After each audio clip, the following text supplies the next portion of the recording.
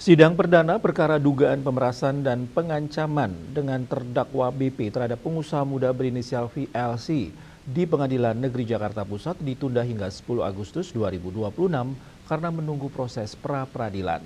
Kuasa hukum terdakwa Iskandar Halimunte mengatakan majelis hakim menunda pemeriksaan pokok perkara hingga proses pra-peradilan yang diajukan selesai diputus.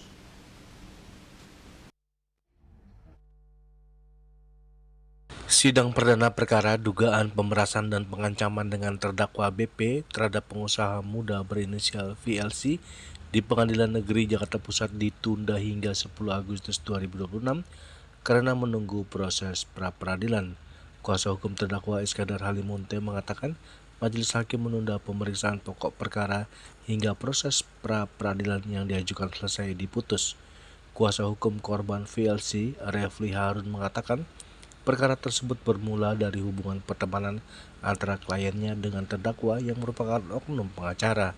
Menurut Refli, kliennya sempat mengambil uang 19,25 juta rupiah dari rekening terdakwa dengan menggunakan ATM milik terdakwa sebagai bentuk memberi pelajaran karena merasa kerap dihina dan direndahkan.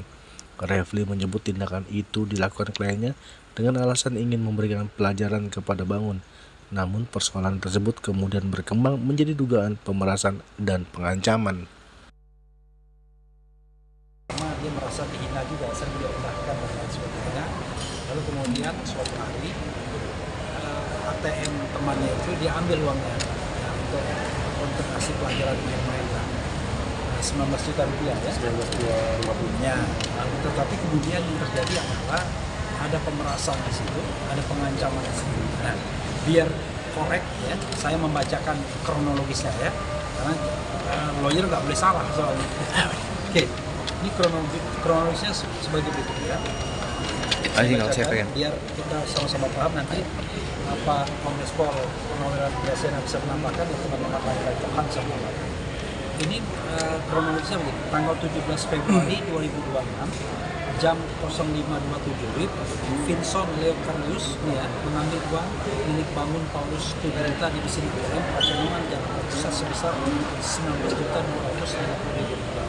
Jadi kita sudah tahu motifnya ya, yang mau masih pelajaran, yang mau dan sebagainya, dengan menggunakan ATM kartu milik Bangun Paulus Tuberita. Ini seorang advokat.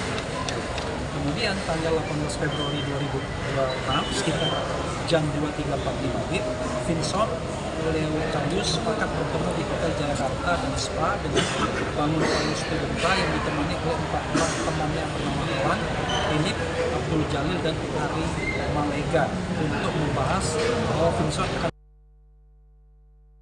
Refli mengungkapkan ancaman pidana dalam perkara tersebut berkisar antara 4 hingga 9 tahun penjara bergantung pada pasal yang nantinya dinyatakan terbukti dalam persidangan. Dari Jakarta, Julius Soeharto dan Ketut Sumadiasa melaporkan.